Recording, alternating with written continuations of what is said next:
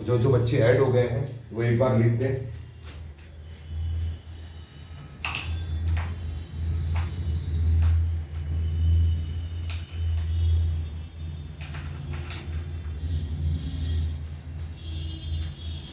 Good evening अनुज।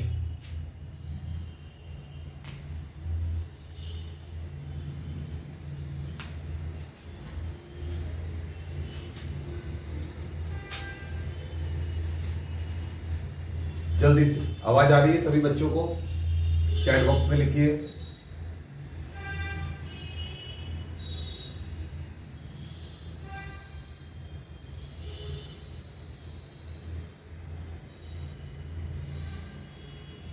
ठीक है, ठीक है बेटा।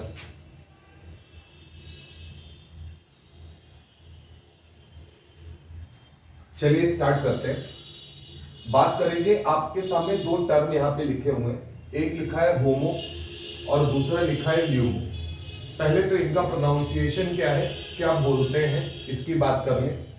होमो को बोला जाता है highest occupied molecular orbital.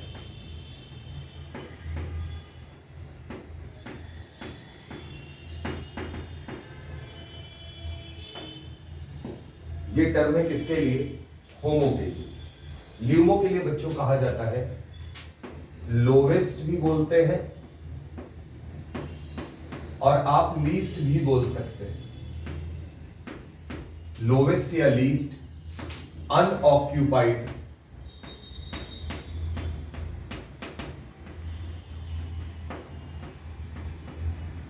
Molecular orbital.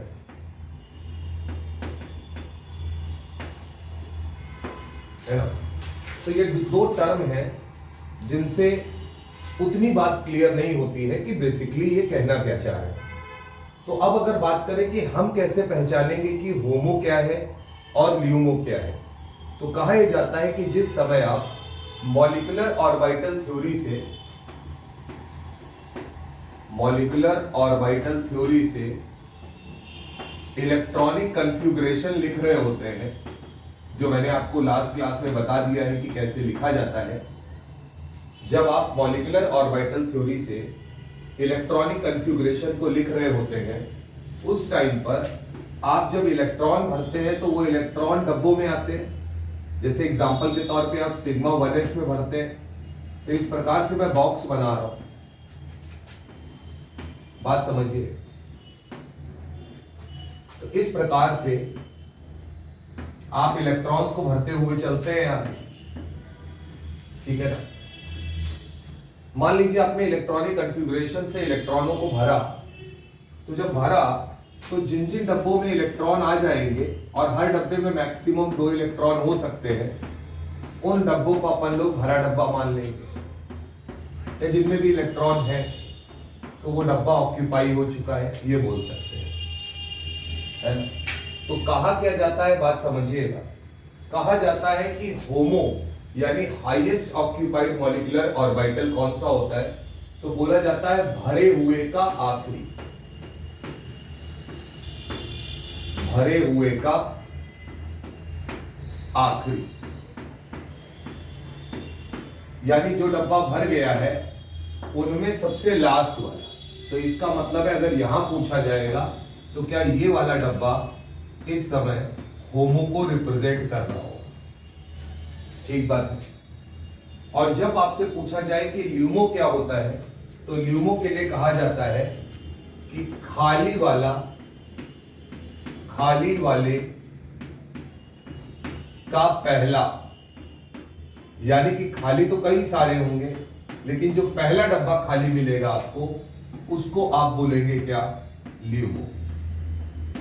पहली बात तो ये क्लियर होनी चाहिए कि होमो और ल्यूमो आप ऑर्बिटल्स को, होमो और ल्यूमो ऑर्बिटल्स को आप कैसे पहचानने वाले हैं। वहां पर होमो का मतलब इलेक्ट्रॉनिक कन्फ्यूग्रेशन लिखा और भर गया इलेक्ट्रॉन, अगर आ गया तो भरे हुए का आखिरी, और जिसमें इलेक्ट्रॉन नहीं है, जो खाली होगा, यानी खाली वाले में जो पहला होगा, उसे हम क्या नाम देंगे, ल्यूमो देंगे। ठीक है, जैसे एक एग्जांपल के तौर पे मैं आपके सामने इलेक्ट्रॉनिक कॉन्फ़िगरेशन O2 का लिखता हूं। तो अगर मैं O2 के बारे में बात करूंगा तो O2 के पास 16 इलेक्ट्रॉन होंगे, 8 दूनी 16 होता है। तो जब इसे हम लिखेंगे तो क्या लिखेंगे, देखिएगा, sigma 1s2 sigma 1s antibonding two sigma 2s2 sigma 2s antibonding two. बोलो बेटा, इसी प्रकार से हम भरते चले जाएंगे। अब ये 14 इलेक्ट्रॉन से ज्यादा का मामला है, तो अगर 14 इलेक्ट्रॉन से ज्यादा का मामला है तो अब सिग्मा 2pz आएगा। तो यहां हम लोग लिखेंगे सिग्मा 2pz2, उसके बाद पाई आएगा तो लिखेंगे पाई 2px और पाई 2py। बोलो बेटा, तो यहां पर हमने 10 भर दिए हैं, तो इनके पास 2 आ जाएगा, 1 + 1 भरते हैं, तरीका आपको पता होना चाहिए। इसके बाद आएगा पाई एंटी बॉन्डिंग वाला, तो पाई 2px पाई 2py। एंटी बॉन्डिंग होगा तो स्टार से रिप्रेजेंट करेंगे और एक एक इलेक्ट्रॉन दोनों को दे देंगे। इसके बाद अगर आता, यहां तक तो हम लोगों ने भर लिया है, इसके बाद अगर आता तो आता सिग्मा 2pz एंटी बॉन्डिंग, और जिसके पास कोई इलेक्ट्रॉन यहां पे नहीं होता वो खाली होता।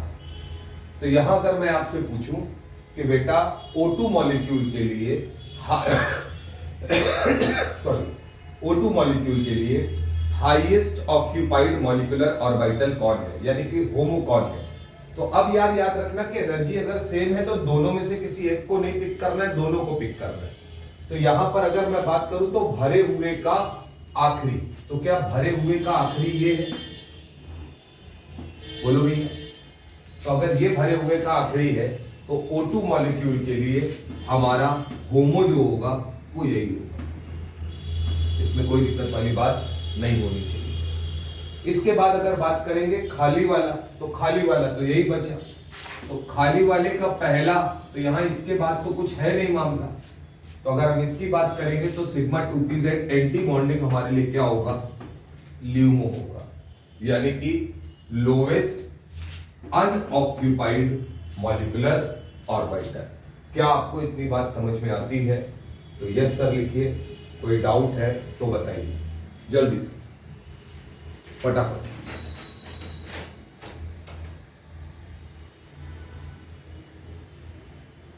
जल्दी से बेटा, अगर इतनी बात आपको समझ में आती है तो यस सर लिखिए, अदरवाइज अपनी बात बताइए।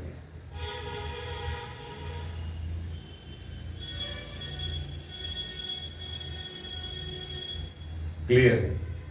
ठीक है। अब इसके बाद अगर मैं बात करूं तो एक अच्छा सवाल है जिसके माध्यम से हम चीजों को आसानी से पकड़ लेंगे। जैसे मैं आपके सामने एक क्वेश्चन लिखता हूं कि विच स्टेटमेंट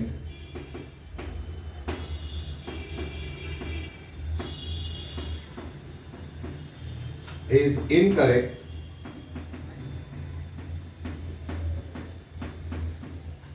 when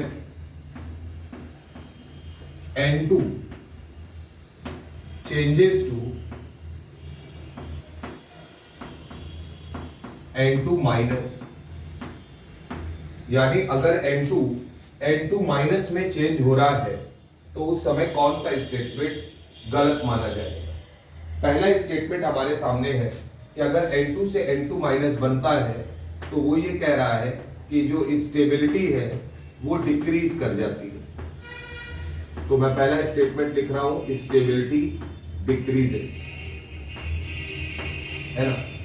दूसरे स्टेटमेंट की अगर बात करें तो वो कह रहा है कि अगर N2 से N2 माइनस बनता है तो मैग्नेटिक प्रॉपर्टी चेंज हो जाती है। तो मैं लिख रहा हूं मैग्नेटिक प्रॉपर्टी चेंजेस, यानी कि अनपेड इलेक्ट्रॉनों की संख्या में परिवर्तन आता होगा, या तो 0 से 1 हो जाता होगा, बोलो भैया, तो डाईमैग्नेटिक से पैरामैग्नेटिक या पैरामैग्नेटिक से डाईमैग्नेटिक हो जाए तो बोलते हैं मैग्नेटिक प्रॉपर्टी चेंज हो रही है। तीसरा है जो हमारी थ्योरी पे है कि जो इलेक्ट्रॉन है, जो नया इलेक्ट्रॉन आया है, एंटर इन होमो, यानी जो नया इलेक्ट्रॉन है वो किसमें एंटर किया होगा? Highest occupied molecular orbital. या तो हम बोलेंगे इलेक्ट्रॉन, चौथा ऑप्शन जिससे बन जाएगा इलेक्ट्रॉन एंटर इन ल्यूमो, यानी कि जो नया इलेक्ट्रॉन है वो किसमें चला गया होगा? ल्यूमो। कितने बच्चे इस सवाल का जवाब दे सकते हैं? अच्छा सवाल है, चीजों को बहुत अच्छे से बताएगा, तो बहुत क्लियरिटी से काम करिएगा। सबसे पहले N2 का इलेक्ट्रॉनिक कॉन्फ़िगरेशन लिख लीजिए आप लोग, क्योंकि अगर आप N2 का इलेक्ट्रॉनिक कॉन्फ़िगरेशन लिखते हैं बेटा तो आपको 100% चीजें आसान होने वाली है। जल्दी से एक ट्राई मार लीजिए फटाक से और बताइए कि कौन सा स्टेटमेंट गलत हो जाएगा।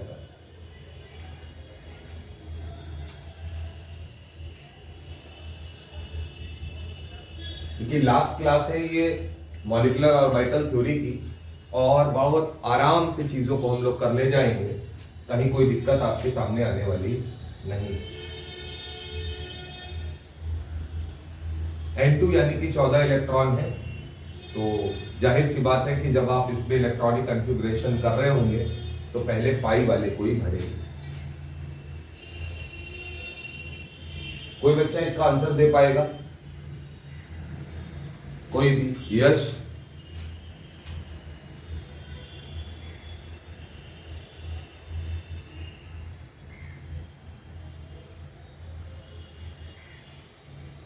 अच्छा, आंसर एक से ज्यादा करेक्ट हो सकते हैं, इसमें कोई दिक्कत वाली बात नहीं है, क्योंकि हम थ्योरी के लिहाज से इसे पढ़ रहे हैं। आवाज आ रही है आप सब लोगों को?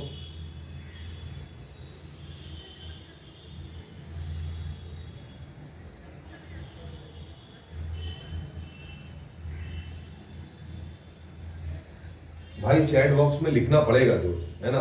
तुम लिखोगे तो मुझे पता चलेगा कि हाँ तुम्हें कुछ समझ में आ रहा है।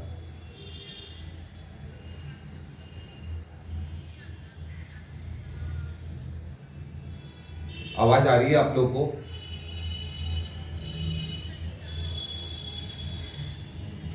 हाँ तो अब भैया बताओ ना, आ रही है तो कुछ बताओ आंसर।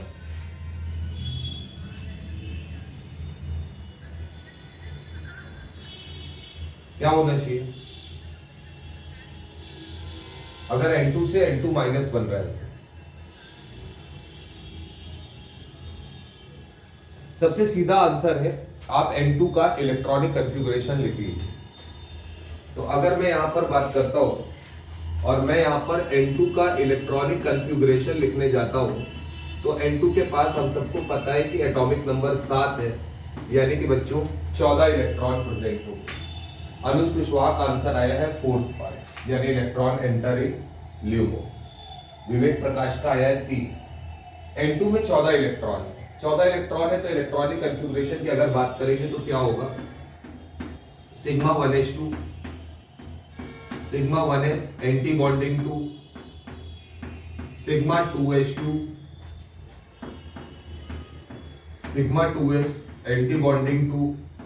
14 इलेक्ट्रॉन का मामला है तो पहले पाई वाला आएगा, यानी कि पाई 2px, पाई 2py, और दोनों में दो दो इलेक्ट्रॉन। बोलो भैया। इसके बाद अगर हम बात करेंगे तो 12 इलेक्ट्रॉन तक का मामला है। फिर आएगा सिग्मा 2pz, 2 इलेक्ट्रॉन उसमें, यानी सिग्मा 2pz2। और उसके बाद अगर हम लोग बात करने जा रहे हैं तो अब आएगा पाई वाला ही। तो अब अगर हम इसके लिए लिखेंगे तो लिखेंगे pi 2px antibonding is equal to pi 2py antibonding. एक बार ये कहानी है N2। बात को समझिएगा और चीजों को समझने के साथ साथ ये देखिएगा कि आप उसको कैसे कर पा रहे हैं। तो अगर दोस्त N2 से N2 माइनस बन रहा है, बात समझना, तो सबसे पहले मुझे इतना बता दो, एक एक करके बात करना। सबसे पहले मुझे ये बता दो N2 का बॉन्ड ऑर्डर क्या होगा? तो N2 का बॉन्ड ऑर्डर क्योंकि 14 इलेक्ट्रॉन है तो हम सबको पता है कि बिना उसके भी हम लोग निकाल सकते हैं। 14 इलेक्ट्रॉन है तो बॉन्ड ऑर्डर कितना होगा 3। तो N2 माइनस का बॉन्ड ऑर्डर कितना होगा, क्योंकि 15 इलेक्ट्रॉन हो जाएंगे तो 2.5, क्योंकि 14 के बाद या तो 14 से ज्यादा होगा तो हर इलेक्ट्रॉन पे 0.5 घटता है, और 14 से अगर कम होता जाएगा तो हर एक इलेक्ट्रॉन के लिए 0.5 घटता जाएगा। लास्ट क्लास में मैंने आपको ये बात पढ़ाई। तो बॉन्ड ऑर्डर 3 से 2.5 हो रहा है। इसका मतलब है कि बॉन्ड ऑर्डर जो है वो क्या कर रहा है, डिक्रीज कर रहा है। तो बॉन्ड ऑर्डर अगर घटता है तो बॉन्ड ऑर्डर का मतलब नंबर ऑफ बॉन्ड्स है, तो इसका सीधा सा मतलब है कि स्टेबिलिटी भी क्या होगी, घटेगी। तो मैं बोल सकता हूं यहां पर क्या कि बॉन्ड ऑर्डर क्योंकि डिक्रीज कर रहा है इसलिए स्टेबिलिटी को भी क्या करना चाहिए, घटना चाहिए। बोलो बेटा।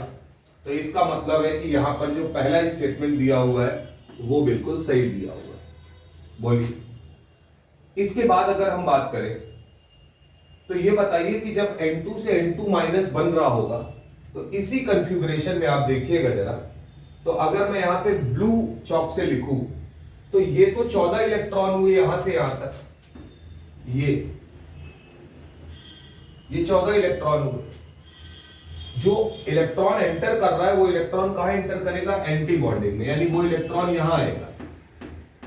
बोलो। तो अगर 14 इलेक्ट्रॉन है तो इसका मतलब कोई भी अनपेड इलेक्ट्रॉन नहीं है, तो इसका मतलब है हमारा जो N2 होगा वो कैसा होगा, डायामैग्नेटिक होगा। सभी लोग ध्यान रखेंगे, जगह कम है। N2 क्या होगा, डायामैग्नेटिक होगा, क्योंकि यहां तक कोई अनपेड इलेक्ट्रॉन नहीं है। लेकिन अगर एक इलेक्ट्रॉन आया तो क्या वो अनपेड हो जाएगा, इसका मतलब है कि N2 डायामैग्नेटिक से क्या हो रहा है, पैरामैग्नेटिक हो रहा है। तो अगर पैरामैग्नेटिक हो रहा है तो इसका सीधा सा मतलब है कि मैग्नेटिक प्रॉपर्टी चेंज हो रही है। ये स्टेटमेंट भी सही माना जाएगा। अब होमो और ल्यूमो के लिए कहा जाता है, N2 के रिस्पेक्ट में लिख दिया भरे हुए का आखिरी। तो क्या भरे हुए का जो आखिरी है वो ये है, यानी ये वाला जो मॉलिक्यूलर ऑर्बिटल है वो तुम्हारे लिए होमो होगा, और खाली वाले का पहला, तो खाली वाला ये है। बोलो। और ये तुम्हारे लिए क्या होगा, ल्यूमो होगा। तो मुझे सिर्फ इतना बता दीजिए कि जो आपका नया इलेक्ट्रॉन है वो होमो में आया है कि ल्यूमो में आया है, ल्यूमो में आया है। इसका मतलब है कि इलेक्ट्रॉन एंटर्स इन होमो, ये स्टेटमेंट गलत है। इलेक्ट्रॉन एंटर इन ल्यूमो, ये स्टेटमेंट सही है। तो इसका मतलब हमें सवाल में क्या ढूंढने को मिला है, इनकरेक्ट स्टेटमेंट। तो इसलिए बच्चों हमारा आंसर कौन सा होगा, थर्ड पार्ट, जो कि वो बोल रहा है कि इलेक्ट्रॉन एंटर्स इन होमो। क्या ये बात आपकी समझ में आती है, यस सर और नो सर? जल्दी से जल्दी बताइए। मैंने आपको चारों ऑप्शन यहां प्रॉपर बता दिए, तो फटाफट देख लीजिए, फिर हटाते हैं और अगले वाले पर चलते हैं।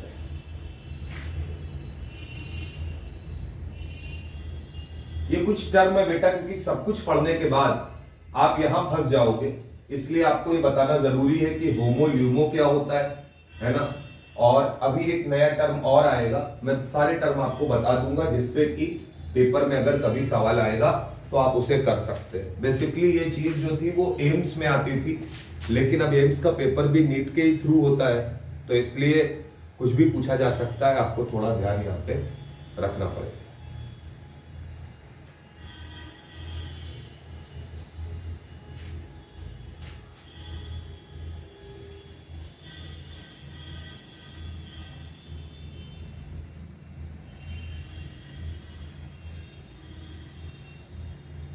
चले भैया, हटाया जाए। बोलो बच्चों। आप बाद में नोट्स बनाओगे तो करते जाओगे। हटाया जाए।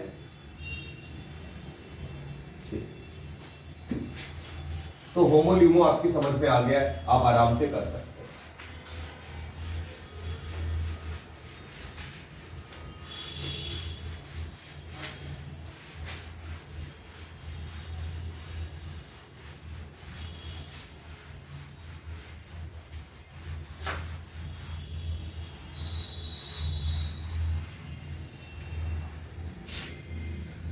अगली कहानी है दोस्त, फिर से एक नया टर्म है, ग्रेड और अनग्रेड मॉलिक्यूलर ऑर्बिटल।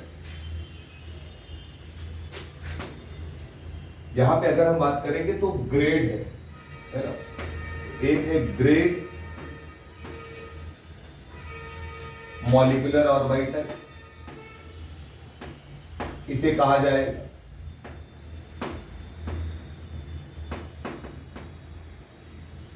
और इसी में एक दूसरा इसका भाई है अनग्रेड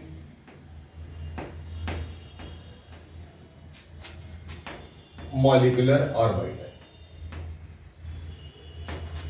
ये वो सवाल है जो आपको अगर याद है तो आप आसानी से कर ले जाएंगे, अदरवाइज खत्म हो जाए। तो हमारे पास जो मॉलिक्यूलर ऑर्बिटल्स थे वो कौन कौन से थे?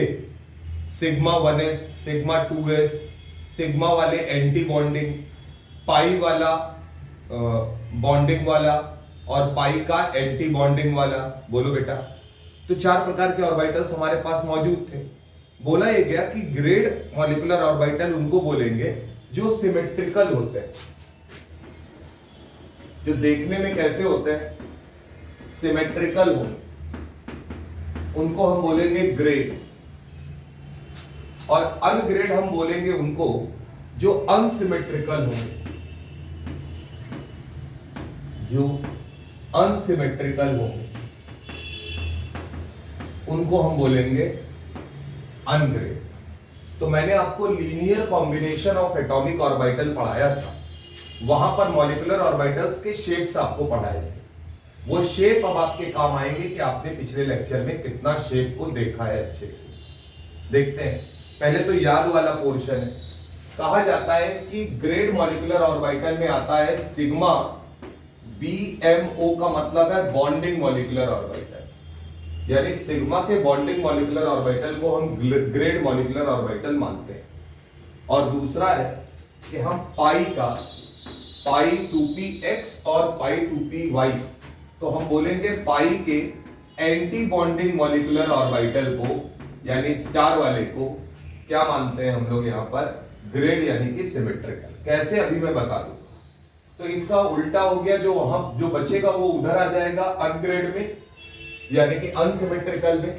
तो sigma anti bonding molecular orbital जो होता है वो अनग्रेड होता है, और पाई बॉन्डिंग मॉलिक्यूलर ऑर्बिटल जो होता है वो भी क्या होता है? अनग्रेड होता है। ठीक बात है। अब अगर आपके सामने मैं एक एग्जांपल लूं तो जरा देखिएगा, छोटा सा पोर्शन है, सिग्मा बॉन्डिंग मॉलिक्यूलर ऑर्बिटल। तो यहां पे अगर हम लोग बात करेंगे तो इसके एग्जांपल के तौर पे कौन आएगा? तो आप ये कहोगे कि सर सिग्मा 1s वाला हो सकता है, बोलो। सिग्मा 2s वाला हो सकता है, यहां 2p वाले कंसीडर नहीं करते। तो सिग्मा 1s या सिग्मा 2s टाइप का होता है। तो सिग्मा 1s और सिग्मा 2s पे जब हमने बॉन्डिंग मॉलिक्यूलर ऑर्बिटल बनाए थे तो ये देखने में कैसे थे कि सेम इलेक्ट्रॉन डेंसिटी एक साथ आके मिल रही थी। तो वहां पर अगर आप याद करिए तो क्या हम लोगों ने कुछ इस तरीके का बनाया था कि प्लस और प्लस था, इस तरीके देखने को मिल रहा था वहां पे। तो इसको हम लोग बोल रहे थे सिग्मा बॉन्डिंग मॉलिक्यूलर ऑर्बिटल। तो आप अगर आप इसको देखेंगे तो क्या आपको ये बात समझ में आ रही है कि ये मॉलिक्यूल जो है, यानी ये जो ऑर्बिटल है, ये देखने में दोनों तरफ से सेम लग रहा है, यानी कि सिमेट्रिकली होगा, इसमें कहीं कोई दिक्कत नहीं होने वाली। इसी प्रकार से हम लोगों ने जब एंटी बॉन्डिंग मॉलिक्यूलर ऑर्बिटल बनाया था तो एक फूल बनाया था, जिसमें मैं आपको याद दिला दूं पाई 2px या पाई 2py anti bonding molecular orbital आप लोगों ने बनाया था। तो जब हमने इसको बनाया था तो एक फूल की तरीके बनाया था, यानी ये कुछ इस प्रकार से बनाया गया। याद करिए। और जब ये इस तरीके से बनाया गया था तो हम लोगों ने इसको किस तरीके बनाया था? देखिएगा, ये प्लस था तो ये माइनस था, ये माइनस था तो ये प्लस था। बोलो भाई। तो अब अगर हम बात करें कि ये सिमेट्रिकल है या अनसिमेट्रिकल है, तो उसके लिए आपको सेंटर के रिस्पेक्ट में देखना पड़ेगा। इस सेंटर के रिस्पेक्ट में अगर आप इधर जाते हैं तो प्लस वाली इलेक्ट्रॉन डेंसिटी है और इधर भी प्लस वाली। इस सेंटर के रिस्पेक्ट में अगर आप इधर चलते हैं तो माइनस वाली है और इधर भी माइनस वाली। तो ये जो है ऑर्बिटल्स वो कैसे होंगे मॉलिक्यूलर ऑर्बिटल, सिमेट्रिकल की कैटेगरी में यहाँ पर आ जाए। ये बात आपको यहाँ पर ध्यान रखनी, ठीक बात है। इसके बाद हम बात कर रहे थे अनसिमेट्रिकल वाले। अनसिमेट्रिकल वाले में अगर हम एग्जांपल की बात करें तो याद करिएगा सिग्मा 1s एंटी बॉन्डिंग को या सिग्मा 2s एंटी बॉन्डिंग वाले को। अगर हम इनके बारे में बात करें तो ध्यान रखिएगा उस टाइम पर हम लोगों ने जब इनको बनाया था तो इस तरीके से कुछ बनाया था कि इलेक्ट्रॉन डेंसिटी न्यूक्लियस के पास आकर जीरो हो रही थी। याद है नोडल प्लेन बनाया था आपने, तो जब नोडल प्लेन बनाया था तो यहां पर ये जीरो हो रहे थे। तो अगर ये जीरो हो रहे थे तो इसको हम इस तरीके से ले सकते हैं कि हम लोगों ने बोला था माइनस प्लस प्लस माइनस, तो मैं अगर यहां माइनस बनाऊंगा तो यहां प्लस होगा और यहां माइनस होगा और यहां पर प्लस होगा, यही तो होगा। तो अब अगर हम बात करें तो साफ दिख रहा होगा सिमेट्रिकल नहीं है, माइनस है और प्लस है, तो इसका मतलब ये अनसिमेट्रिकल की कैटेगरी में चला जाए। इसी प्रकार से पाई बॉन्डिंग मॉलिक्यूलर ऑर्बिटल की हम लोग बात करें तो वहां हम लोगों ने बनाया था पाई 2px, यानी वो डायग्राम ही है जो मैंने वहां पे आपको बनवाए। वो डायग्राम अगर आपको याद है तो आप आसानी से बात कर सकते हैं। जिन्होंने नहीं पढ़ा है वो पिछला लेक्चर जरूर पढ़े। पाई 2px और पाई 2p1, तो ये देखने में कैसा लग रहा था, तो ध्यान करिएगा हम लोगों ने कुछ इसको इस प्रकार से बनाया है, अगर आपको ध्यान आता है तो। यहां पे सेंटर था, बोलो बच्चों, तो यहां पे हम लोगों ने क्या किया था, यहां या तो प्लस लिखा था तो यहां पर माइनस लिखा था। तो साफ पता चल रहा है कि सिमेट्री यहां पर कहीं से भी आपको मिलने वाली नहीं है। वो एक अलग इलेक्ट्रॉन डेंसिटी है, ये एक अलग इलेक्ट्रॉन डेंसिटी है, तो प्लस और माइनस है, तो ये सिमेट्रिकल तो नहीं है। तो ये आपको याद रखना है कि कब हम किनको हम ग्रेड में लेंगे और किनको अनग्रेड मॉलिक्यूलर ऑर्बिटल में लेंगे। अगर कभी पेपर में आता है कि कौन सा molecular orbital grade molecular orbital है, तो जवाब होगा आपका कि या तो वो सिग्मा के बॉन्डिंग मॉलिक्यूलर ऑर्बिटल होंगे या पाई के एंटी बॉन्डिंग मॉलिक्यूलर ऑर्बिटल होंगे। अगर उसने पूछा अनग्रेड मॉलिक्यूलर ऑर्बिटल कौन सा होगा, तो उस समय आपको ध्यान रखना है कि या तो वो सिग्मा के एंटी बॉन्डिंग मॉलिक्यूलर ऑर्बिटल होंगे या पाई के बॉन्डिंग मॉलिक्यूलर ऑर्बिटल होंगे। कितने लोगों को ये बात समझ में आती है? ये एक डेटा है जो मैं आपको प्रोवाइड कर रहा हूं कि आपको ये भी पता होना चाहिए। जल्दी से लिखिए अगर आपको इतनी बात समझ में आ रही है।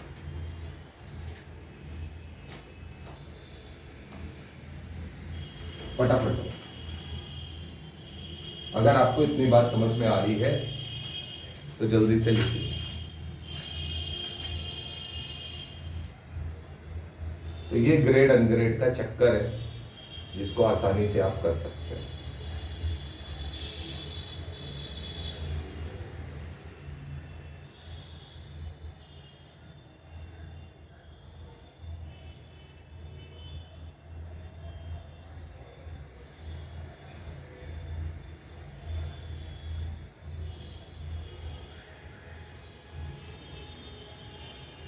तो इसको भी अपना नोट्स में आप ऐड डाउन कर लीजिएगा।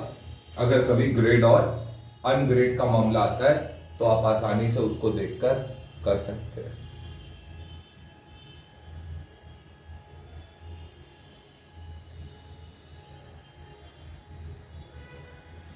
ठीक है, इसके बाद बात करते हैं कुछ सवालों की जो एमओटी में बार बार आते हैं और उनको आपको करना ही करना है। देखिएगा, तो अब अगर मैं बात करूंगा तो आप किस तरीके से सवाल को करेंगे इसको समझिएगा। मान लीजिए मैंने आपके सामने O2 plus O2 plus 2, O2 minus और O2 माइनस 2 ये रखें। तो सबसे पहला सवाल होगा कि आपको इनके बॉन्ड ऑर्डर बताने, जिसका तरीका मैंने आपको बता रखा है। आप आराम से बता सकते हैं। और उसके बाद आपको इनकी मैग्नेटिक प्रॉपर्टी के बारे में बताना है।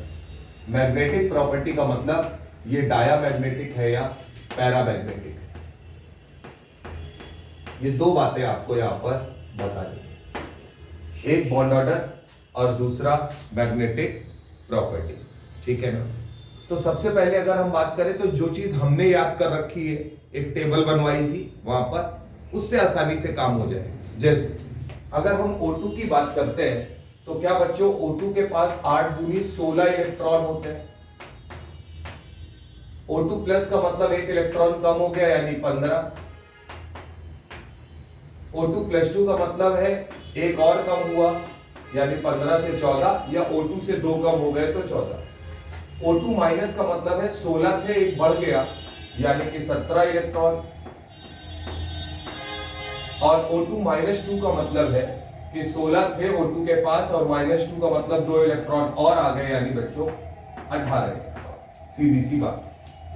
अब हम लोगों ने याद किया था कि अगर इलेक्ट्रॉन 14 होते हैं, 14 होते हैं, तो बॉन्ड ऑर्डर 3 होता है।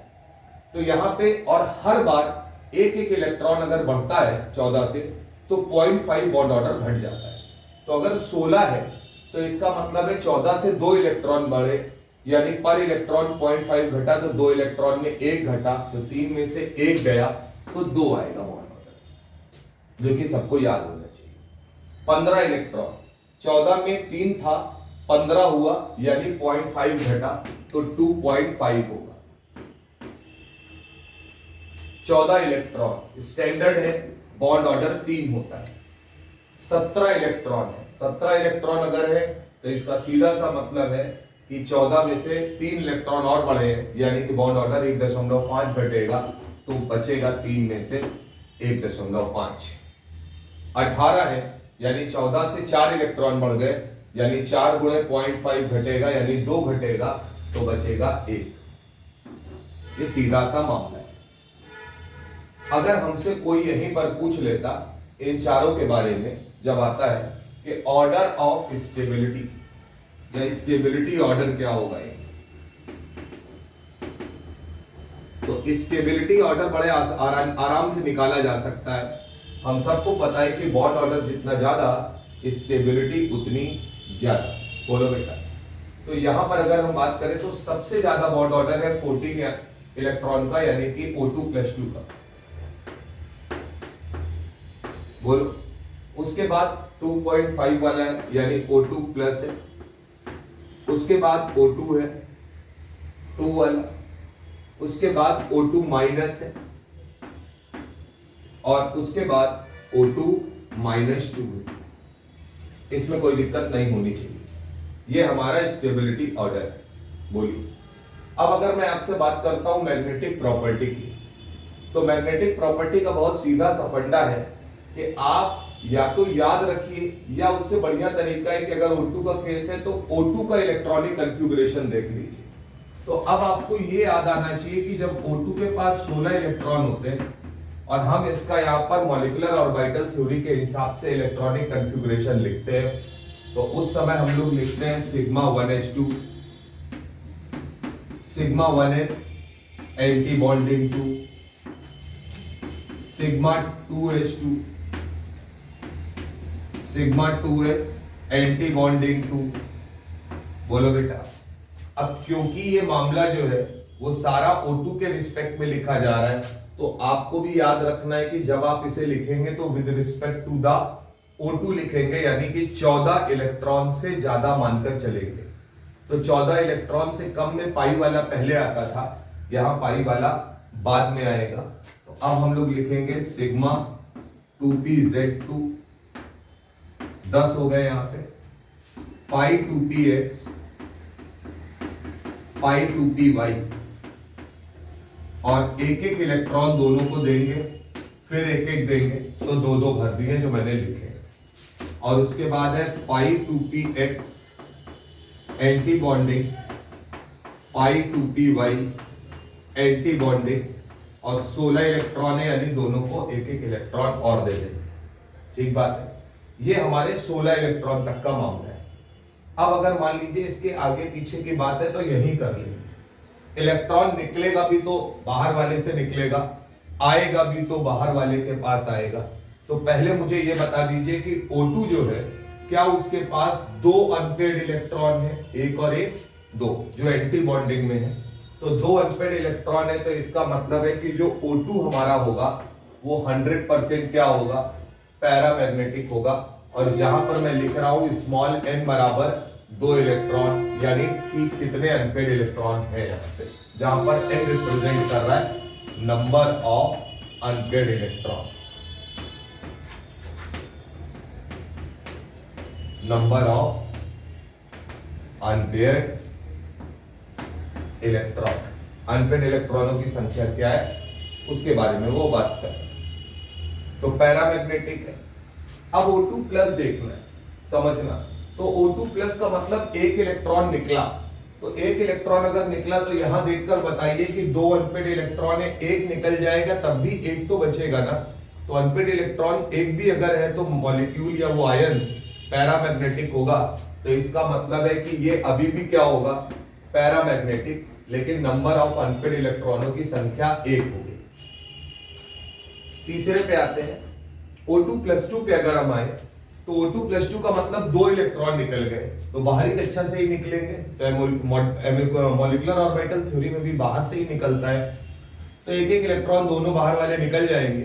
तो जब अंदर बचेगा तो सब पेयर्ड मामला रहेगा, यानी अनपेड इलेक्ट्रॉनों की संख्या 0 हो गई, यानी O2+ आपका डायामैग्नेटिक हो गया। तो डायामैग्नेटिक का मतलब ही होता है 0 इलेक्ट्रॉन। मैं लिख भी दे रहा हूं फिर भी। अगला है O2-।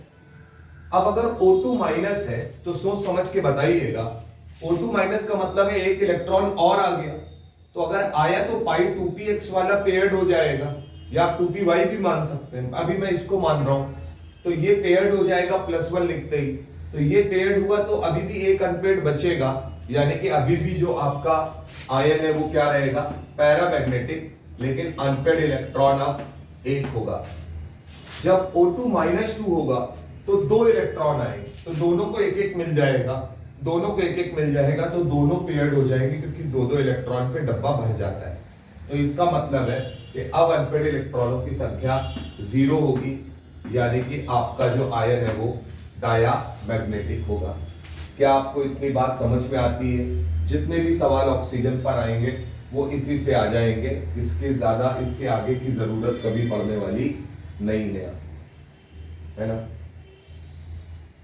तो ध्यान रखिएगा। और याद रखिएगा, अगर कभी भी आपके सामने आता है तो O2-2 जो होता है इसी को बोलते हैं पेरोक्साइड, है ना। और O2- जो होता है इसको बोलते हैं सुपर ऑक्साइड। ये ध्यान रखने वाली बात, ध्यान रखिए।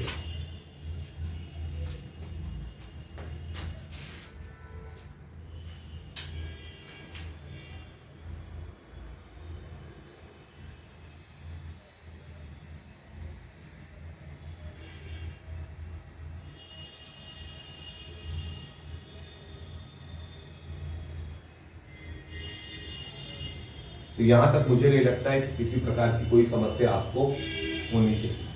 तीन चीजें हम लोगों ने अब तक पढ़ ली है ना।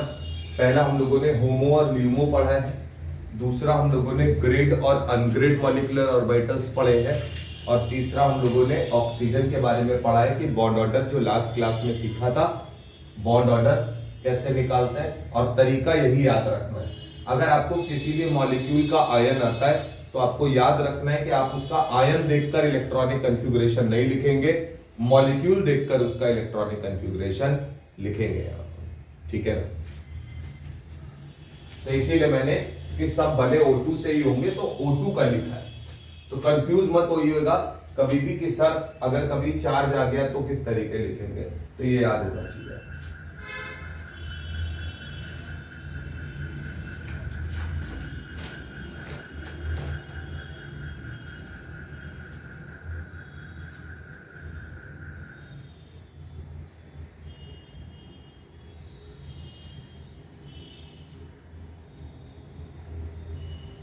अगर नोट हो गया तो हटाया जाए। बोलो बच्चों।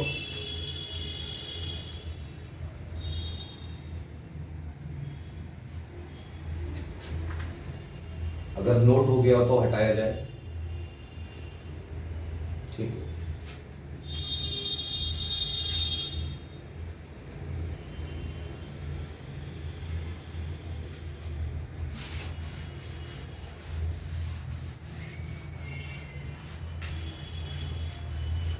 तो अब आप आराम से, जो आपके पास बुकलेट है उसमें मॉलिक्यूलर ऑर्बिटल थ्योरी का वाला जो एक्सरसाइज है, या जितने भी सवाल नीट में आए हुए, एम्स में आए हुए, वो सारे सवाल आप बेधड़क लगा सकते हैं, कहीं कोई दिक्कत आने वाली नहीं है यहाँ पर, ठीक है। इसके बाद एक सवाल है, मैंने आपको 2 कन्फ्यूगरेशन लिखाए थे। 14 या 14 से कम होता है तो एसपी मिक्सिंग मानते हैं, जिसकी वजह से पाई मॉलिक्यूलर ऑर्बिटल को पहले लिखते हैं सिग्मा 2pz से। और जब 14 से ज्यादा इलेक्ट्रॉन होते हैं, 15, 16, 17, तो उस समय हम लोग लिखा था मैंने कि SP mixing is not considered, और उस टाइम पे बोला था कि अब सिग्मा 2pz पहले आएगा और पाई 2px पाई 2py बाद में भरा जाएगा। यही बात पड़ी थी पेपर में। वो आपसे किस प्रकार से सवाल पूछ सकता है, इसको देखिएगा। लिखा है कि इफ एस पीजेड, एसपी लिख देगा तो भी चल जाएगा, एस पीजेड लिख देगा तो भी उसका मतलब यही है। बोल रहा है कि if SP mixing is not considered,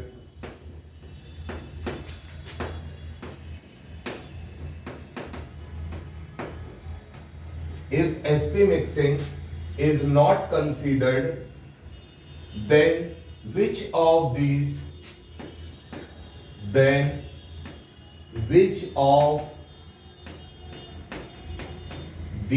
species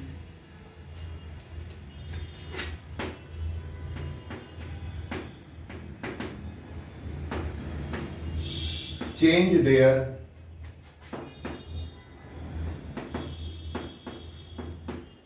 magnetic property?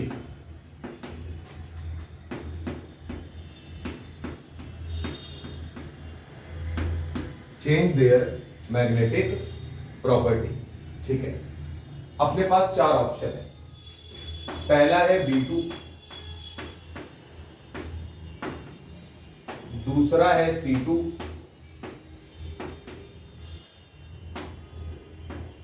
तीसरा है अपने पास C2-2,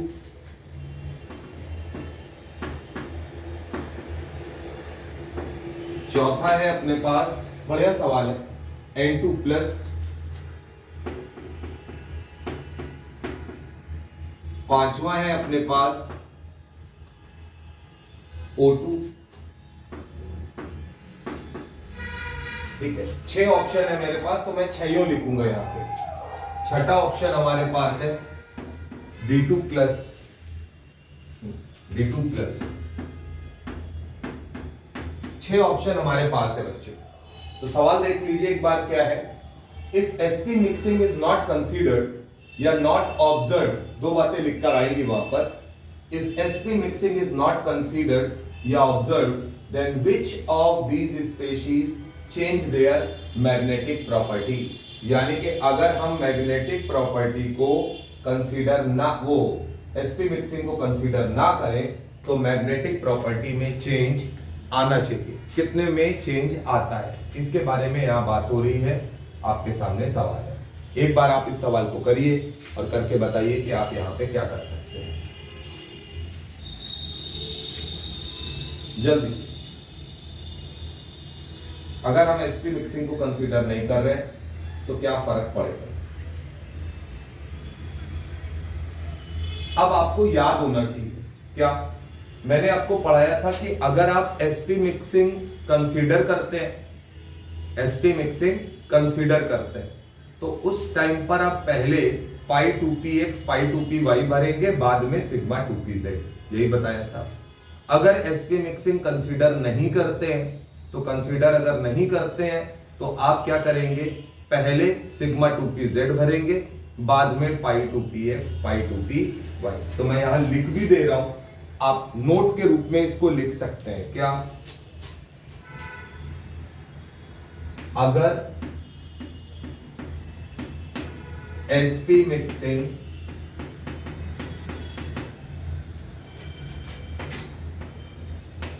कंसीडर करा या कंसीडर किया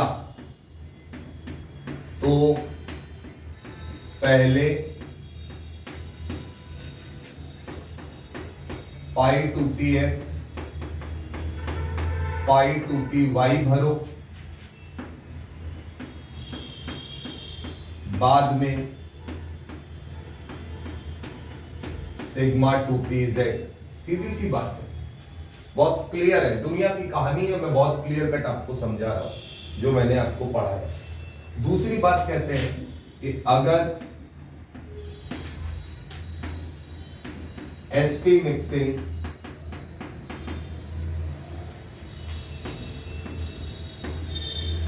कंसीडर नहीं किया,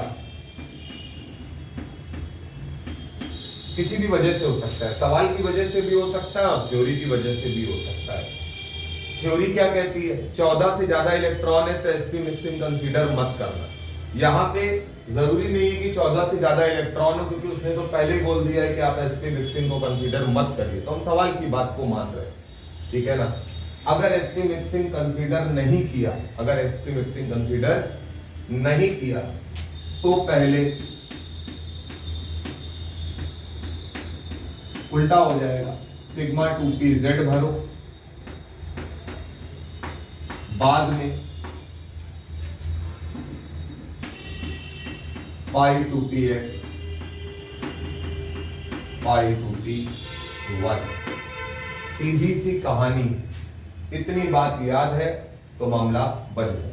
अयान आते हैं बेटा, आपका O2 आया है, O2 आया, अयान का O2 आया कि O2 होगा 6 में से आंसर, ठीक है। B2 की बात करते हैं। सबसे पहले B2 की अगर हम बात करें तो B2 का एटॉमिक नंबर 5 है, यानी कि B2 के पास 10 इलेक्ट्रॉन, बात समझिए। और यहां पे मैं दो तरीके से कॉन्फ़िगरेशन लिखूंगा B2 का।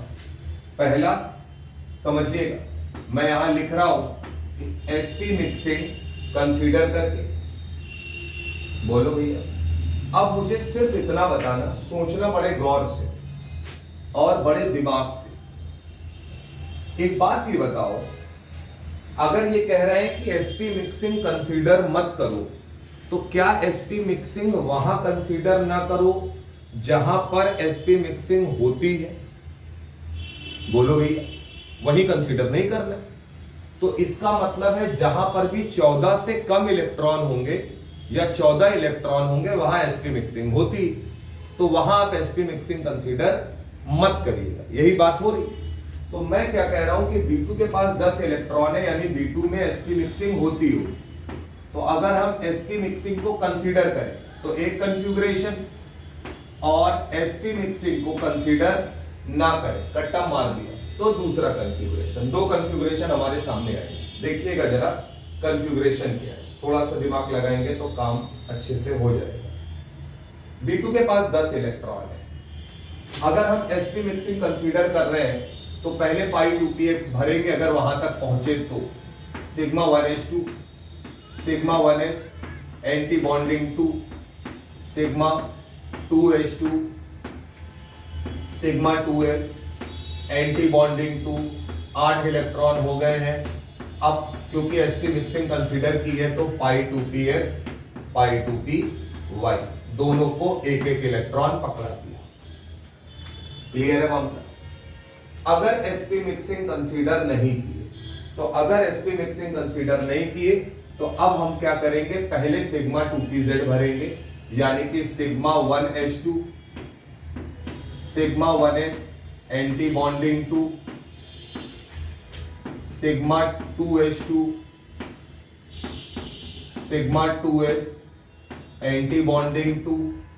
बोलो भैया, अब हम पहले क्या भरेंगे, सिग्मा 2pz, तो 8 थे, यानी कि पहले भरेंगे सिग्मा 2pz यानी 2pz2।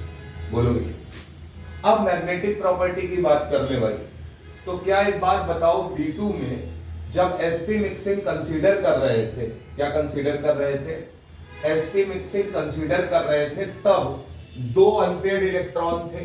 बहुत गौर से सुनना, बहुत बेहतरीन सवाल है बच्चों, नहीं तो कहानी खत्म है तुम्हारी। sp मिक्सिंग कंसीडर कर रहे थे तो 2 अनपेयर्ड इलेक्ट्रॉन थे, लेकिन अगर आप sp मिक्सिंग को कंसीडर नहीं कर रहे हैं तो अनपेयर्ड इलेक्ट्रॉनों की संख्या 0 हो गई है, कोई अनपेयर्ड इलेक्ट्रॉन यहां पर नहीं है। तो इसका मतलब अगर sp मिक्सिंग कंसीडर करते तो V2 को पैरामैग्नेटिक होना चाहिए था, लेकिन क्योंकि sp मिक्सिंग कंसीडर करने के लिए मना किया गया है तो वो पैरामैग्नेटिक से डायामैग्नेटिक हो गया। इसका मतलब यहां पे इसको होना चाहिए था पैरामैग्नेटिक, लेकिन ये पैरा से क्या हो गया, डायामैग्नेटिक। तो क्या इसकी मैग्नेटिक प्रॉपर्टी चेंज हो रही है sp मिक्सिंग कंसीडर ना करने की वजह से? बिल्कुल हो रही है। इसका मतलब है हमारे आंसर में V2 जाएगा, क्योंकि वो ये कह रहा है कि इसमें मैग्नेटिक प्रॉपर्टी चेंज हो रही है। Which of this species change their magnetic property, अगर आप sp मिक्सिंग कंसीडर नहीं करते हैं तो ये आंसर होगा C2। 12 इलेक्ट्रॉन, 6 दूनी 12, यहां भी वही कहानी करनी है।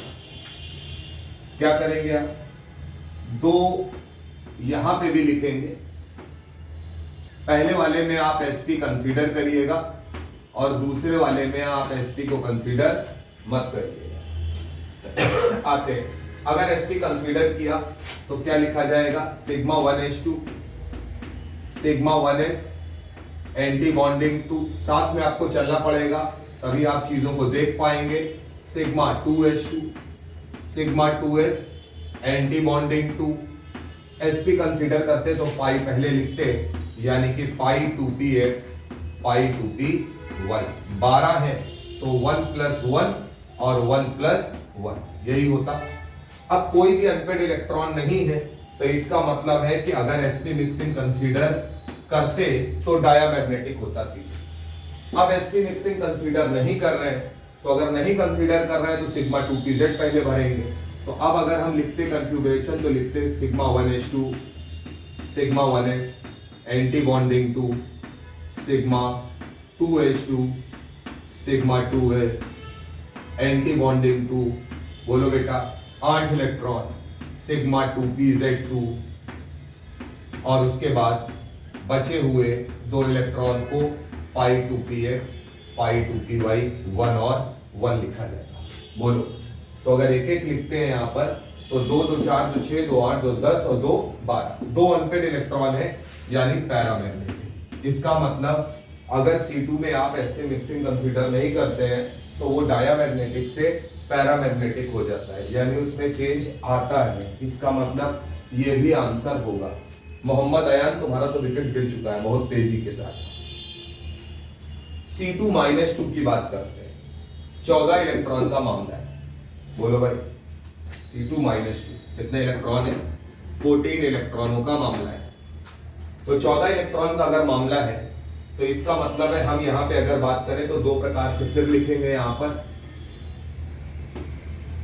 बोलो बेटा, sp मिक्सिंग या तो कंसीडर करेंगे या sp मिक्सिंग को कंसीडर नहीं करेंगे। तो 14 इलेक्ट्रॉन है, अगर कंसीडर किए तो पाई को पहले ही लिखना होता है, sigma 1s2 sigma 1s anti bonding 2 sigma 2s2 sigma 2s anti bonding 2 पाई 2px पाई 2py पहले लिखेंगे। तो एक एक इलेक्ट्रॉन फिर एक एक इलेक्ट्रॉन, तो 2 2 4 2 6 2 8 और 4 12। इसके बाद अगर बात करें तो सिग्मा 2pz आएगा, यानी लिखा जाएगा सिग्मा 2pz। बोलो, तो क्या अगर हम इसके हिसाब से लिख रहे हैं तो अनपेयर्ड इलेक्ट्रॉन कोई भी नहीं आ रहे, यानी कि अभी भी ये डायामैग्नेटिक है। ठीक है, अगर sp मिक्सिंग कंसीडर ना करें तो पाई वाला बाद में जाएगा, सिग्मा 2pz पहले भरा जाएगा, तो सिग्मा 1s2।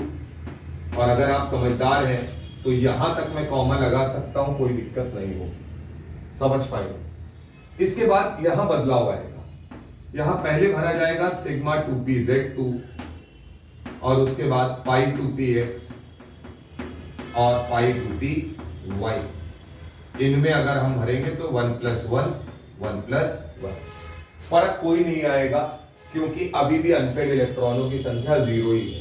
इसका मतलब ये डायामैग्नेटिक अभी भी है। तो पहले भी डायामैग्नेटिक था और अभी भी डायामैग्नेटिक है, यानी मैग्नेटिक प्रॉपर्टी में कोई चेंज नहीं आया। C2-2 हमारा आंसर नहीं होगा बच्चों। N2 प्लस 13 इलेक्ट्रॉन, 14 होते हैं N2 के पास, एक चला गया यानी 13 इलेक्ट्रॉन। यहां भी बात करेंगे अगर तो दो भागों में बांट लेंगे। पहले वाले में sp मिक्सिंग को कंसीडर करेंगे और यहां sp को कंसीडर नहीं कर रहे हैं। मतलब इस कट्टम को कुछ और मत समझ लेना, यही काटते हैं, ठीक है। तो अगर 13 इलेक्ट्रॉन के लिए भरा जाएगा तो क्या भरेंगे देखिएगा, sigma 1s2, sigma 1s anti bonding 2, sigma 2s2, sigma 2s anti bonding 2, और कंसीडर कर रहे हैं तो पाई पहले आएगा यानी पाई 2px पाई 2py। तो 1 प्लस 1 1 प्लस 1 12 इलेक्ट्रॉन, और उसके बाद सिग्मा 2pz एक इलेक्ट्रॉन। तो क्या एक इलेक्ट्रॉन यहां मौजूद है अनपेड में, इसलिए ये पैरामैग्नेटिक का केस है, ठीक है। sp मिक्सिंग कंसीडर नहीं करनी, तो अगर कंसीडर नहीं करेंगे और लिखेंगे तो सिग्मा 2pz को पहले लिखेंगे। इसका मतलब है यहां तक कॉमन रखेंगे, ये चारों कॉमन रहेंगे। बोलो यहां आएंगे अगर तो पहले सिग्मा 2pz लिखेंगे यानी सिग्मा 2pz 2 होगा, और फिर लिखेंगे पाई 2px पाई 2py। बोलो भैया, तो यहां तक 2 2 4 2 6 2 8 और 2 10। बोलो अब इलेक्ट्रॉन भरना है, देखिएगा 1 1 11 और 12 प्लस 1। बोलो बेटा, तो इसका मतलब अगर भरा तो क्या अभी भी एक अनपेड इलेक्ट्रॉन यहां मौजूद है, इसका मतलब ये पैरामैग्नेटिक था और पैरामैग्नेटिक अभी भी है। इसका मतलब N2 प्लस के मैग्नेटिक प्रॉपर्टी में कोई चेंज यहां पर नहीं आ रहा है, ये भी हमारा आंसर नहीं होगा। O2 की बात करते हैं, 16 इलेक्ट्रॉन,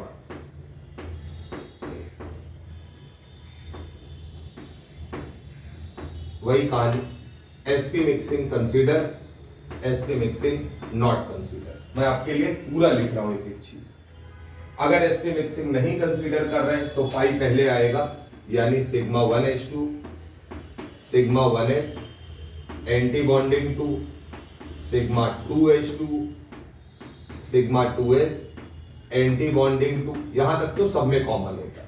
अब पाई पहले भरा जाएगा तो पाई 2px पाई 2py,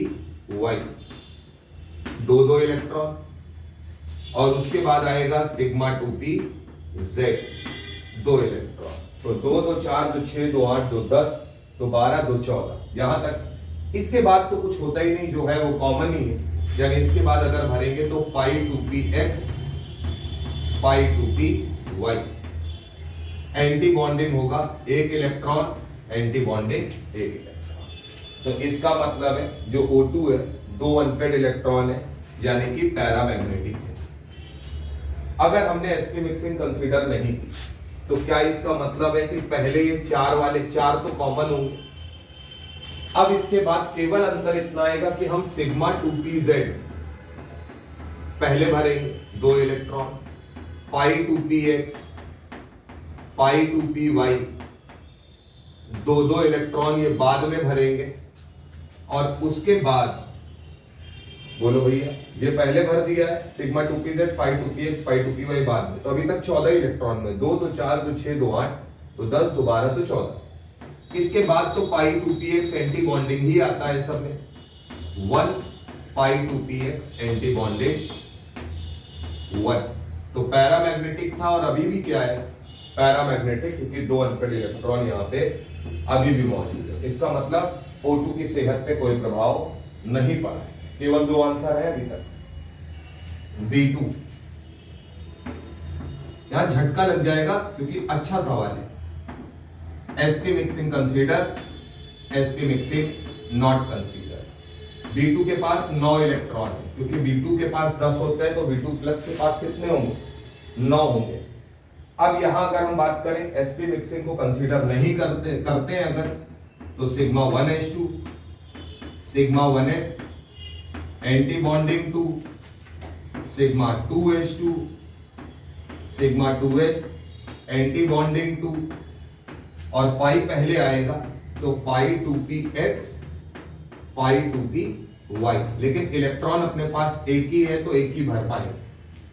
अब ये बताइए एक अनपेड इलेक्ट्रॉन तो है ही, तो इसका मतलब है कि D2 प्लस पैरामैग्नेटिक कहलाएगा इसके हिसाब से। sp मिक्सिंग को कंसीडर ना करें तो पहले 4 तो कॉमन ही होंगे, सेम भर देंगे आप। अब इसके बाद आप सिग्मा 2pz भरेंगे, बस इतना अंतर आएगा।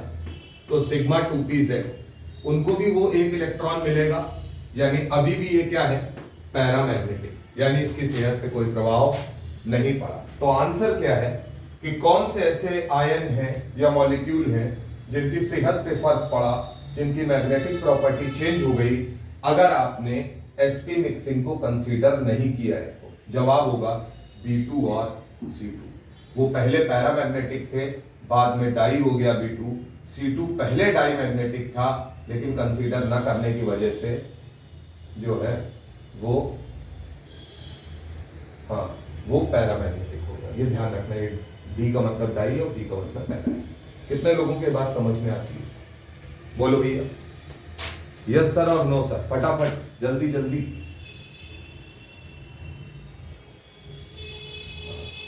पूरा याद रखना, घर में पूरा बनाना दोस्त, एक एक चीज लिखना बेटा। मोहम्मद अयान समझ में आया कि नहीं, मतलब हाँ याद रखना है। तो इसलिए बहुत गौर से बात को सुनिएगा क्योंकि एक एक बात बहुत इंपॉर्टेंट है और आपको नोट्स अच्छे से बनाना, वरना मैं इसको स्किप कर सकता था, मगर मैं जान रहा हूं तो मैं इस चीज को भी आपको पढ़ा रहा हूं कि एमओटी कंप्लीट होना चाहिए। चलिए हटाते हैं, आप आराम से नोट डाउन करते रहिएगा। एक लास्ट सवाल है,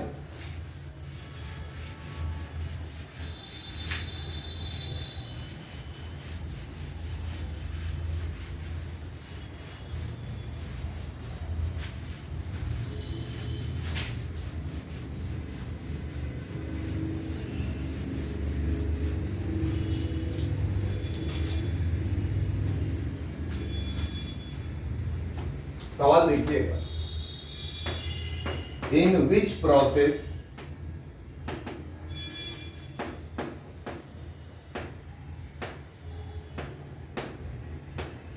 बॉन्ड ऑर्डर डिक्रीजेस, कौन से प्रोसेस में बॉन्ड ऑर्डर जो है वो डिक्रीज करता है? पहला ऑप्शन है NO से NO प्लस बन रहा है, दूसरा ऑप्शन है CO से CO प्लस बन रहा है, तीसरा ऑप्शन है आपके पास O2 से O2 प्लस 2 बन रहा है, और चौथा ऑप्शन है नन ऑफ दीज, यानी इनमें से कोई भी नहीं। बहुत अच्छा सवाल है, मजा आ जाएगा।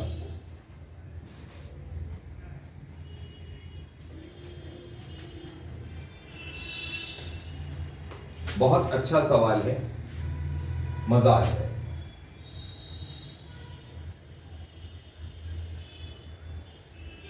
यहां पर अगर आपको ये सवाल करना है तो देखने में जितना आसान लग रहा है उतना नहीं, तो कुछ बातें आपको पहले समझ लेनी। लिखा है in which process bond order decrease, कौन से प्रोसेस में बॉन्ड ऑर्डर डिक्रीज कर रहा है। एक चीज है जो आपको याद रखनी है और वो एक्सेप्शनल केसेस में आता है, तो अभी के लिए आपको केवल वो याद ही रख लेना है। CO से CO प्लस, CO में इलेक्ट्रॉनों की संख्या है, ऑक्सीजन का एटॉमिक नंबर 8 और कार्बन का 6, तो 14 इलेक्ट्रॉन, और CO प्लस का मतलब 13 इलेक्ट्रॉन। बात समझिएगा। यहां पर अगर हम बात करें तो बॉन्ड ऑर्डर की अगर बात की जाए तो याद रखिएगा CO में बॉन्ड ऑर्डर 3 होता है, बोलो, और थ्योरी के हिसाब से 13 इलेक्ट्रॉन में 2.5 होना चाहिए, मगर मैंने क्यों बोला है कि एक्सेप्शनल केसेस में आता है, आपको ये याद रखना है।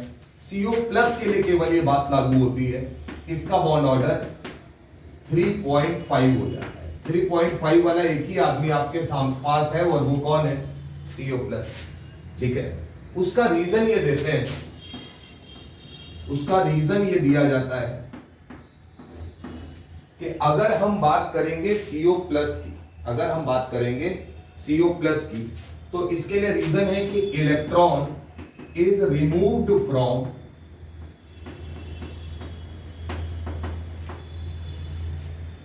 Sigma 2s anti bonding molecular orbital. आपको केवल ये ध्यान रखना है कि यहां ऐसा क्यों होता है, इसकी तह में जाने की जरूरत नहीं है, वो जेई एडवांस वाला मामला है। तो अगर हम बात करें नीट लेवल पर, तो आराम से आप जेई मेंस या नीट के लेवल पे इतना ध्यान रखिएगा कि CO+ में आप बोलिएगा कि इलेक्ट्रॉन जो बाहर वाला है वहीं से नहीं निकालना है, इसमें इलेक्ट्रॉन कहां से निकलता है? सिग्मा 2s एंटी बॉन्डिंग से, जिससे बहुत कम निकलता है, जिसकी वजह से एंटी बॉन्डिंग इलेक्ट्रॉनों की संख्या अगर कम होती है तो जाहिर सी बात है बॉन्ड ऑर्डर बढ़ता है, इसलिए यहाँ पे बॉन्ड ऑर्डर बढ़ जाता है। ये आपके पास एक सिंगल केस है जो आपको अलग से याद रखना है, ठीक बात है। अब हम अपने नॉर्मल पे आते हैं। यहां अगर हम बात करेंगे तो NO यानी कि 15 इलेक्ट्रॉन और NO+ का मतलब 14 इलेक्ट्रॉन, यही मामला है। आप अपने बेसिक पे रहिए, जो बताया है वो सब कुछ चलेगा। 15 इलेक्ट्रॉन है यानी आप बोलोगे 14 इलेक्ट्रॉन में बॉन्ड ऑर्डर 3 आता है। कितना आता है? 3 आता है। तो आप कहोगे 15 यानी एक इलेक्ट्रॉन ज्यादा है यहाँ पे, तो 0.5 कम हो जाएगा यानी कि 2.5 हो। तो बॉन्ड ऑर्डर यहाँ क्या कर रहा है? बढ़ रहा है, अपने को घटने वाला चाहिए, ये अपना आंसर नहीं होगा। CO से CO+, यहां पर अगर हम बात करेंगे तो इलेक्ट्रॉन है 14 और यहां है 13। अब ये केस हमें याद ही रहना चाहिए कि बॉन्ड ऑर्डर CO में 3 होता है और CO+ में हमारा जो बॉन्ड ऑर्डर है वो 3.5 होता है। तो बॉन्ड ऑर्डर इंक्रीज करता है, इसका मतलब पूछ रहे हैं कि बॉन्ड ऑर्डर, सॉरी इसमें पूछा है बॉन्ड ऑर्डर कहां पे डिक्रीज करेगा, तो 3 से 3.5 है यानी यहां भी इंक्रीज कर रहा है, ये हमारा आंसर नहीं होगा। O2 से O2+2, O2 में 16 इलेक्ट्रॉन होते हैं, O2+2 में 14 इलेक्ट्रॉन होते हैं। बॉन्ड ऑर्डर 14 इलेक्ट्रॉन के लिए 3 होता है, ये सबको पता है। और अगर 16 इलेक्ट्रॉन है तो 2 इलेक्ट्रॉन बढ़ गए यानी बॉन्ड ऑर्डर घटेगा, तो घटेगा तो बॉन्ड ऑर्डर 2 होगा। ये सब मैंने आपको पढ़ा रखा है। तो इसका मतलब है कि इनमें से किसी में भी बॉन्ड ऑर्डर घट नहीं रहा है बल्कि बढ़ रहा है, तो आंसर क्या जाएगा? 4th part. ये सिर्फ इसलिए कि अगर आपने CO से CO+ को याद नहीं रखे तो आप ये सवाल यहां पर गलत कर देंगे। CO+ में भी 2.5 होगा बेटा, CO+ में 2.5 होना चाहिए था साधना, लेकिन एक्सेप्शनल केस है कि CO से CO+ में बॉन्ड ऑर्डर बढ़ जाता है, ये याद कर लो। समझ में आ रहा है या नहीं आ रहा है? अगर कोई रीजन पूछे तो सिर्फ इतना रीजन देना, क्योंकि सिग्मा 2s एंटी बॉन्डिंग से इलेक्ट्रॉन निकलता है CO+ में, CO+ बनते समय, इसलिए बॉन्ड ऑर्डर बढ़ता है। बस इतनी बात याद रखें। क्या ये बात आपकी समझ में आती है? बोलिए बच्चों, ठीक है। और आप सभी लोगों को बधाई, रविंद्र कुमार से आप लोगों ने मिले थे क्लास में, जिसके 638 नंबर बच्चे के आ रहे थे, ठीक है ना। तो रविंद्र कुमार को आज कॉलेज अलॉट हो गया है और वो आपके कानपुर के GSVM कॉलेज में आ चुके हैं, ठीक है ना। तो आप भी इसी तरीके मेहनत करिए, है ना। मैंने इसीलिए आपको उस बच्चे से मिलवाया भी था, तो आज सुबह उसका मैसेज आया है कि सर GSVM अलॉट हो गया, ठीक है ना। तो बस कहानी सिर्फ दोस्त इतनी सी है कि इतनी मेहनत सिर्फ इसलिए हो रही है क्योंकि हम लोग जो इस प्रोफेशन में हैं, ये एक ऐसा प्रोफेशन है जिसमें हम हर साल डॉक्टर और इंजीनियर बनते हैं और अलग अलग कॉलेजेस में बनते हैं तुम्हारे माध्यम से। तो इसलिए तुम्हारा सेलेक्ट होना हमारे लिए बहुत ज़रूरी है। तुम्हारे लिए अच्छा कॉलेज पाना, तुम पा जाओ, ये हमारे लिए बहुत ज़रूरी है, क्योंकि बाकी सारी चीज़ें तो आती जाती रहेंगी। मतलब ये समझिए कि इसमें एक टीचर को बहुत खुशी होती है कि जब उसका बच्चा कहीं पर सेलेक्ट होके एक अच्छे कॉलेज में जाता है ना। तो हमें लगता है कि जैसे हमारा सिलेक्शन यहाँ पर हुआ है, समझ रहे हैं। तो इसलिए वो फीलिंग बरकरार रखनी है आपको, और इस साल के नीट में आपको भी अच्छा परफॉर्म करना है, इसलिए जो चीजें बताई जा रही हैं उनको आप अच्छे से करिएगा। अगली बात यह है कि जो बच्चे इस उसमें क्या बोलते हैं कोर्सेज वाले में पढ़ रहे हैं, केमिकल काइनेटिक्स की क्लास कल 12 बजे रख दें तो कोई दिक्कत है? किसी भी एक आदमी को अगर दिक्कत है तो आप बोल सकते हैं, जल्दी से फटाफट मैसेज करिए। केमिकल काइनेटिक्स की जो क्लास चल रही है, कल रेट लॉ पढ़ाऊंगा, क्या आप 12 बजे रख दूंगा तो कोई दिक्कत है? यस सर और नो सर, फटाफट लिखो भाई। हाँ, क्योंकि देखो भाई मेरे पास फिर मैसेज आना नहीं चाहिए कि सर 12 बजे फलाना है, ढिमाका है, ये है वो। और कोई बच्चा, किसी बच्चे को कोई दिक्कत, अगर एक को भी दिक्कत होगी तो मैं हटा दूंगा यार, मैं टाइम आगे पीछे कर दूंगा। चलिए तो ठीक है, तो कल जो बच्चे अपना उसमें है केमिकल काइनेटिक्स की कल जो क्लास है वो 12 बजे। बाकी मॉलिक्यूलर ऑर्बिटल थ्योरी का मामला यहाँ खत्म होता है। केमिकल बॉन्डिंग के अगले लेक्चर में हम लोग आयनिक बॉन्ड के बारे में पढ़ेंगे। अगली बात ये, मैंने रिडॉक्स रिएक्शन के आपको वीडियोस वहां पर डाले हैं, अगर किसी बच्चे ने देखे हैं तो क्या आपको समझ में आता है? विवेक प्रकाश सर एक क्वेश्चन था, पूछिए भैया।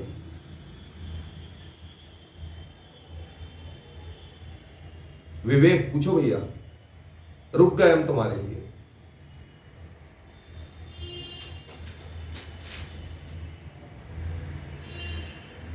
हैंड रेस कर दो, पूछ सकते हो या टाइप करके पूछ सकते हो, जो भी जैसा मन हो।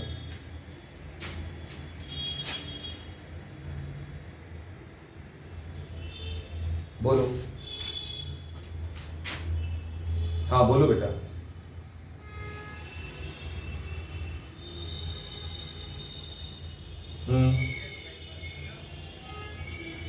ठीक है, नोडल प्लेन निकालने के लिए बेटा पढ़ाया तो है हमने, मॉलिक्यूलर ऑर्बिटल थ्योरी का आया होगा ना, तो पिछला लेक्चर देखे थे तुम? नहीं सर, उसमें है linear combination of molecular orbital theory का, तुमने देखा है? तो उसमें नोडल प्लेन बताया तो था मैंने, किसमें कितना कितना होता है, उसी पे सवाल है वो, उसी पे सवाल है दोस्त, उसको एक बार देखो, बताया मैंने यार। नोडल प्लेन वाला आपको बताया था ना मैंने, linear combination of molecular orbital में मैंने एक एक चीज आपको बताई है, तो वो सवाल उसी पे था, आपको करना है ना। खैर, बात हो रही थी रिडॉक्स रिएक्शन की। रिडॉक्स रिएक्शन जो है वो कितने लोगों ने लेक्चर देखा है? चारों लेक्चर है, आपको उसको फटाक से नोट्स बना लेना है। बोलो भाई, देख रहे हो? देखने के साथ साथ उसका नोट्स भी बना लेना है, ठीक है ना। हाँ, उसके क्वेश्चंस को सॉल्व कर लेना है, समझ में आपको उसमें आ रहा है या नहीं आ रहा है।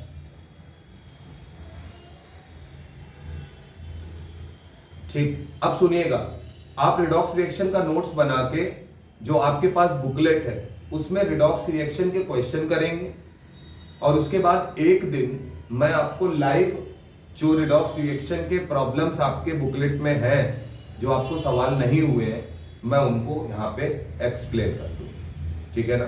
तो पढ़ते रहिए और ध्यान रखिएगा, और मॉलिक्यूलर ऑर्बिटल थ्योरी के सवाल दोस्त आपको अब लगा देंगे। चलिए, तो कल मिलते हैं केमिकल काइनेटिक्स की क्लास में।